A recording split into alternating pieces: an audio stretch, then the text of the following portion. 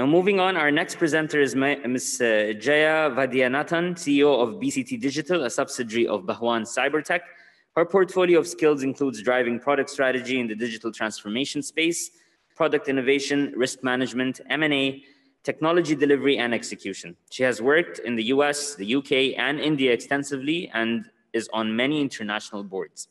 She combines her deep knowledge of financial markets and disruptive technologies, and she began her career in the US as an investment banker. Prior to joining BCT, she was Executive Vice President of Standard Chartered Bank, heading technology and strategy. Her topic for presentation is reimagining the banking world in the post-COVID era. She'll be joining us virtually from India. Can we please go live with Ms. Jaya? Good afternoon and welcome to this session of the New Age Banking Summit 2020. We're going to talk a little bit about living through the COVID pandemic and what are some of the measures that we can adopt to try and stay safe during this pandemic. So first things first, what is the impact of COVID-19 on the Oman economy? Wherever possible, I'll try to compare and contrast a little bit around the economies around the world as well. Some of the major concerns that I'm sure most of you have is that the break-even price of crude oil in Oman is much higher than that of its Arabian peers. There's been a prompt of a drop in credit rating of the nation, so there's pressure in terms of financing. Some of the sectors, such as tourism, have suffered an enormous impact due to the pandemic, and the stalling of infrastructure growth. The good news is that it's not a unique phenomena. It's something that most of the other economies have had a more further impact in terms of its overall economy. And the good news is also that the economy, Oman economy, compared to that of the GCC peers, is much more diversified. And you've had 2 full decades of preparation of post-oil economy with focus on a number of sectors. The other positive news is that the telecom revolution has made high-speed data available here throughout the country.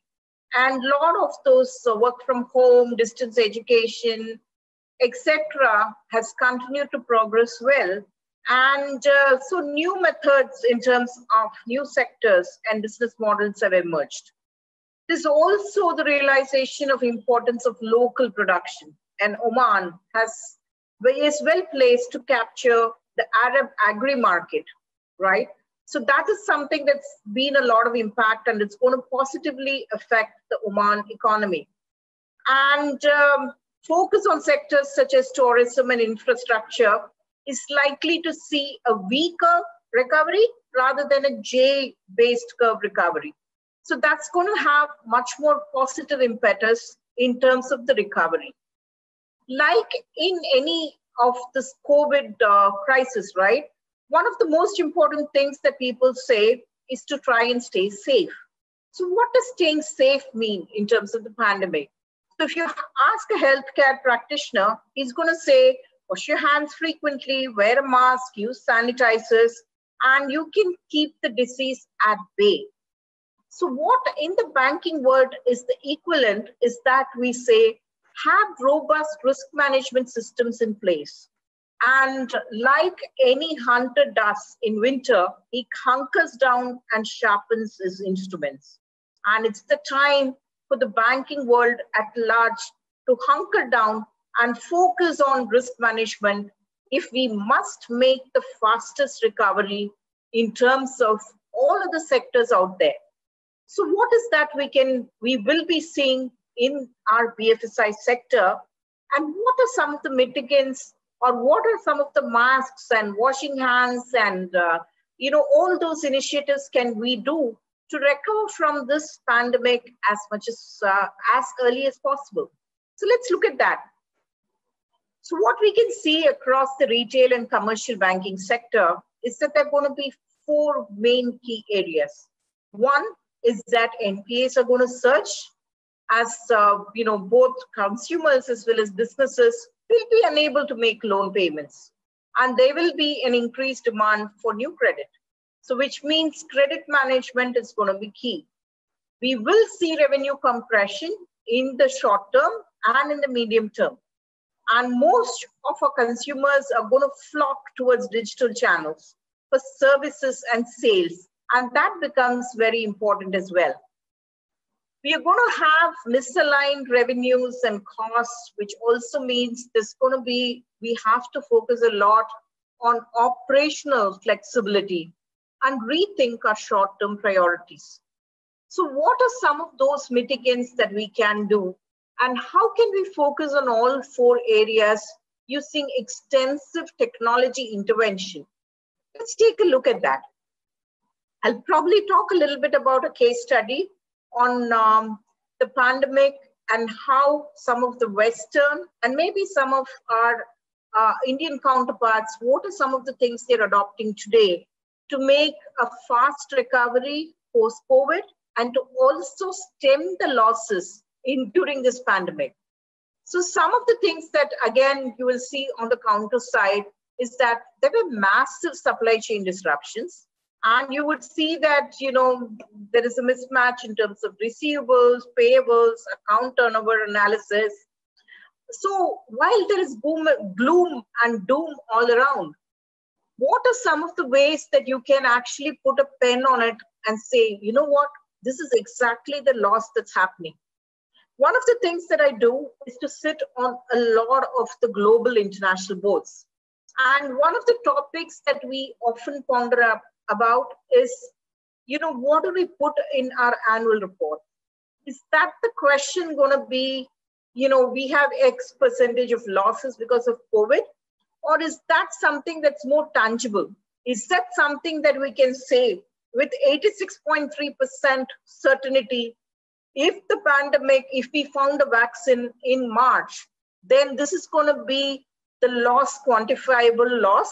And if it's found to be in June of next year, this is going to be with this percentage probability, this is going to be the loss.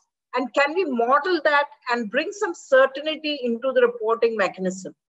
That's something that we are working towards. And we are seeing a lot of increased adoption worldwide on the ability to quantify the loss, the ability to do a scenario analysis on the loss, and to also hold down and say, how do we get prepared to a loss of this magnitude? And how do we kind of put a pulse on what exactly is the bleeding? And how much do we have to pump in to make this work for us? So one of the things most people think about is that it's not really, you know, possible. Could we have done something to forecast this? Answer is absolutely none. So what do? We adopt a strategy of portfolio diversification. We use technology tools. I'm probably going to touch upon, in the interest of time, maybe a couple of interventions that we've used in certain other economies that could well hold good for Oman as well. So one of the first things that we've done is to talk about early warning systems and real-time credit monitoring. So what does it mean? This means that we don't wait post-mortem when our loan payers are not able to, our clients are not able to make those payments, to kind of say that this is a stress, and neither are we in that mode able to predict when the recovery will happen. So what we have adopted very successfully as a really good technology intervention is a system of early warning alerts. So this prevents diversion of funds, this prevents suspicious of fraudulent transaction, and also with those customers which are genuinely suffering from an inability to pay, what could some of the intervening measures be? And this is something that maybe I'll take a couple of minutes to walk you through that, is the fact that let's look at external data differently. Let's kind of look at not just traditional data sources such as your core banking or loan origination, but let's look at some of those intangible parameters in terms of recovery. Do we look at commodity prices when we make a credit decision? Do we look at corporate actions when we look at credit decisions? What are some of the intervening mechanisms that the directors on the companies that we lend to, what are some of the intervening measures they are doing?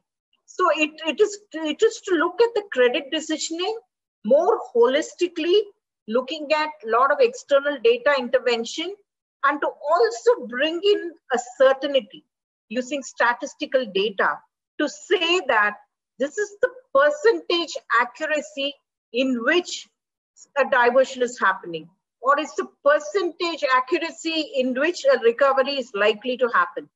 And so what are the technology interventions? The technology intervention, when you have 300 decision points, it's pretty much impossible for a human being to look at that.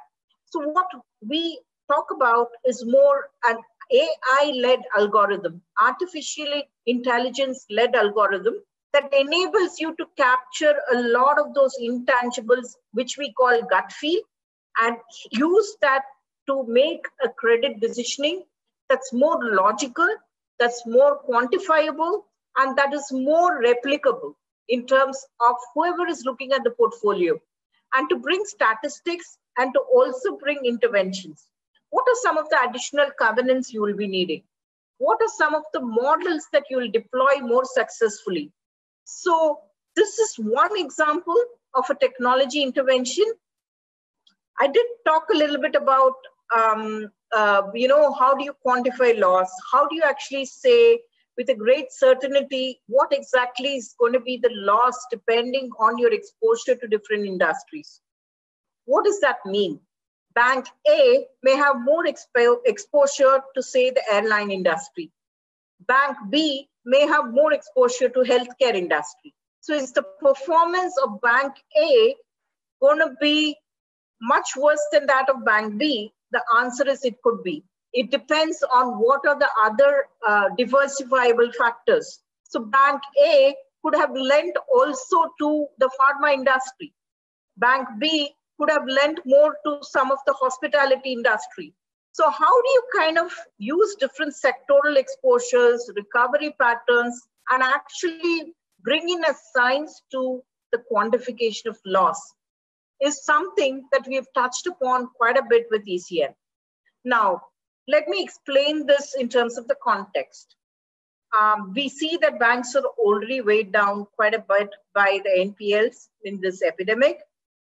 And a liberal approach to provisioning could result in underestimating the risks. And a more stricter approach could hamper credit growth. So it's almost like you're playing the scale and you're kind of saying that we have to go with growth, but you'll have to do it cautiously as well.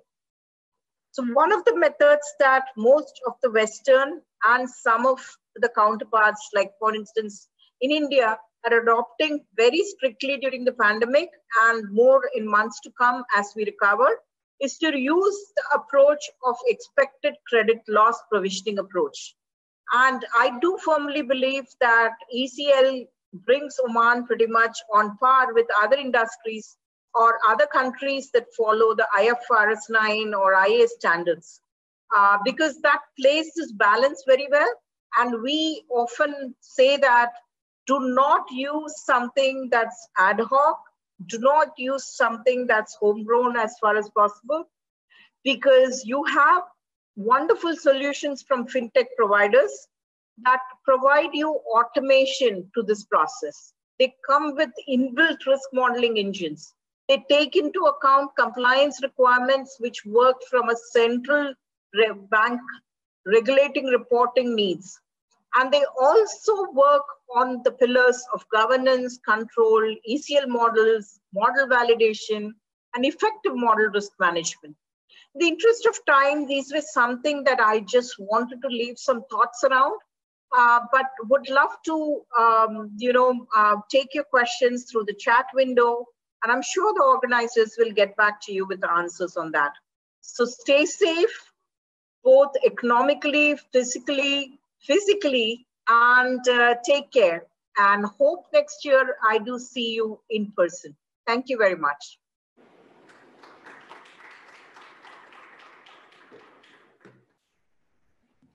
Thank you, Jaya, for being with us all the way from India.